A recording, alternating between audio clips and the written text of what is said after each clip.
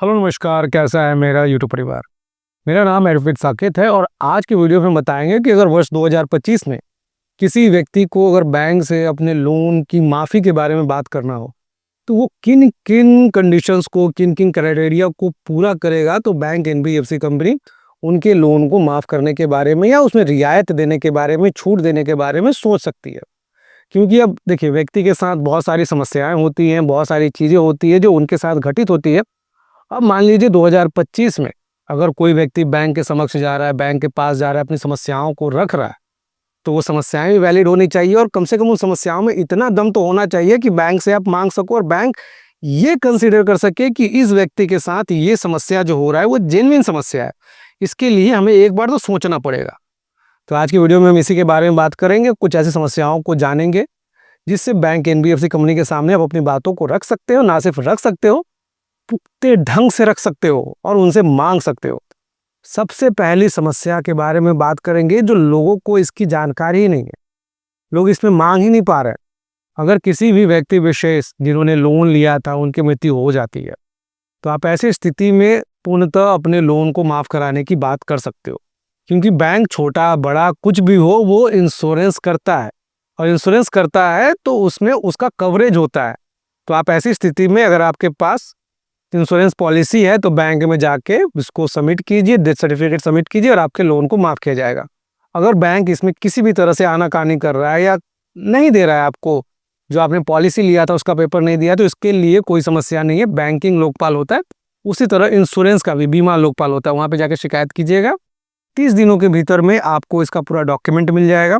Document के मिलते ही आप इस बीमा को क्लेम कीजिए। बीमा का एडजस्टमेंट बैंक के लोन में हो जाता है, जिससे अगर आपने कोई लोन ले रखा है, आपका घर पे लोन है या गाड़ी पे लोन है, तो कहीं ना कहीं आपकी संपत्ति के बचाव के लिए सबसे बड़ा सहयोग होता है। तो बिल्कुल चूकिएगा नहीं, ये जाके कीजिएगा। दूसरा, ऐसे लोन जो लोन खत्म होने के 3 साल बाद भी बैंक वसूली कर रहा है, उनके रिकवरी एजेंट द्वारा वसूल किए जा रहे हैं। लोगों को पता नहीं होता है कि कौन से लोन माफ़ हो चुके, कौन से लोन राइट ऑफ हो चुके, कौन से लोन अब नहीं देने हैं। अब इसमें क्या होता है कि एजेंसीज को ये लोन सारे बेच दिए जाते हैं। जब ये एजेंसीज को लोन बेच दिए जाते हैं तो एजेंसीज क्या करता है कि उसको समय समय पे ट्राई करता है, क्योंकि देखिए एजेंसी के पास कोई लीगल एक्शन लेने का अधिकार नहीं होता, पर एजेंसी समय समय पे ये कोशिश करता है कि चलो जो भी पैसे हैं जितना हो सके वसूल लिया जाए, जितना हो सके कस्टमर से ठग लिया जाए। तो ऐसे में वो कॉल करते हैं और कई कस्टमर क्या करते हैं, ऐसे लोन को भी रीपेमेंट करने के लिए वो उधार लेके दूसरे से लोन लेके पेमेंट करते हैं। देखिए, जब भी कोई भी आपका लोन टेन्योर समाप्त होता है, मान लीजिए आपने कोई लोन 2022 में लिया था, 25 में समाप्त हो गया, बैंक ने कोई भी लीगल एक्शन नहीं लिया, कोई भी लीगल कार्रवाई नहीं किया, उन्होंने एक एजेंसी को बेच दिया है। अब एजेंसी क्या है कि जब रिकवर करके देगी तो कुछ कमीशन मिलता है, और वैसे में एजेंसीज आपको क्या करते हैं, डराते हैं, धमकाते हैं, पैसे मांगते हैं, अलग अलग ढंग से चीज़ें करते हैं। अगर वैसी चीज़ हो तो अगर आप सक्षम हो, क्योंकि देखिए एनओसी के लिए हुआ, क्लियरेंस के हुआ, आप दे सकते हो तो दे दो, पर कोई डरा धमका के पैसे मांग रहा है, बोल रहा है कि कोर्ट कचहरी जाएंगे, तो ऐसे केसेस में कोई अधिकार उनके पास नहीं है। आप स्पष्ट रूप से कह सकते हो कि हम पेमेंट नहीं कर पाएंगे, आपका जो भी कानूनी प्रक्रिया कर लीजिए। जब ये चीज़ें लेके वो कोर्ट में जाते हैं तो कोर्ट एक सिरे से इस चीज़ को खारिज कर देता है। अब तीसरे टॉपिक की अगर बात करें तो किन चीज़ों में बैंक फिर मजबूर होता है, तो केसीसी लोन में कई बार देखा होगा कि किसान मजबूर हो जाता है। जब किसान मजबूर हो जाता है, वो अपने पेमेंट को नहीं कर पा रहा है, तो ऐसे केसेस में भी बैंकों को इस पे देखना पड़ता है। क्योंकि देखिए केसीसी लोन में क्या होता है कि देखिए आपने अक्सर सुना होगा 2 टर्म, एक राइट ऑफ और एक वे ऑफ। लोगों को बहुत ज़्यादा कन्फ्यूजन होता है कि राइट ऑफ क्या होता है, वे ऑफ क्या होता है। देखिए राइट ऑफ मतलब साधारण शब्द में समझिए कि बैंक ने अपने लेजर से हटा लिया है, पर ये आप बैंक के डिफॉल्टर हो, इस केस में बस आपको एनओसी मिलेगा, एनडीसी नहीं मिलेगा, नो ड्यू सर्टिफिकेट नहीं मिलता है, एनओसी मतलब नो ऑब्जेक्शन सर्टिफिकेट। और वहीं पे वे ऑफ में क्या होता है कि बैंक को पेमेंट मिल जाता है, स्टेट गवर्नमेंट से हो या सेंट्रल गवर्नमेंट जो भी प्रॉमिस कर रहा है उनको मिल जाता है।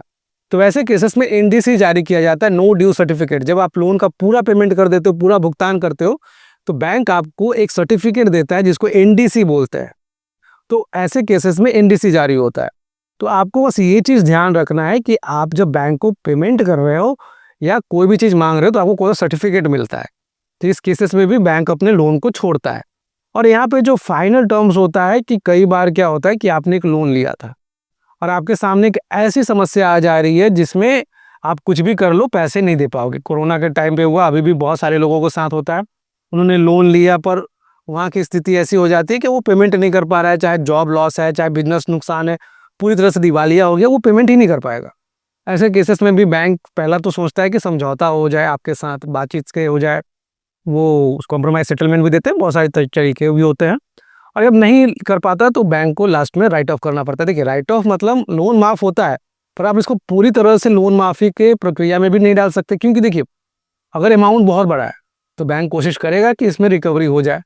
अमाउंट अगर कुछ ऐसा होता है जहाँ पे बैंक इसको कॉम्प्रोमाइज़ कर सकता है, तो वो करता है, क्योंकि बैंक अपना 1 रुपया छोड़ता नहीं है। बैंक की एक मजबूरी हो जाती है, अपने एनपीए को भी बचाना है, बहुत सारी चीज़ें हैं, जब आप बैंक पैसे नहीं माँग पाता है। ये सारी चीज़ें हैं। इसके अलावा भी अगर आपको अपने लोन के बारे में जानकारी चाहिए, आपको नहीं समझ में आता है, स्क्रीन पे एक नंबर है, आप पर्सनली अपॉइंटमेंट लेके मुझसे बात कर सकते हैं, जहाँ पे हम आपके लोन को लेकर डिटेल में बताएँगे कि क्या समस्या है, आगे आपको क्या करनी चाहिए। जय हिंद, वंदे मातरम।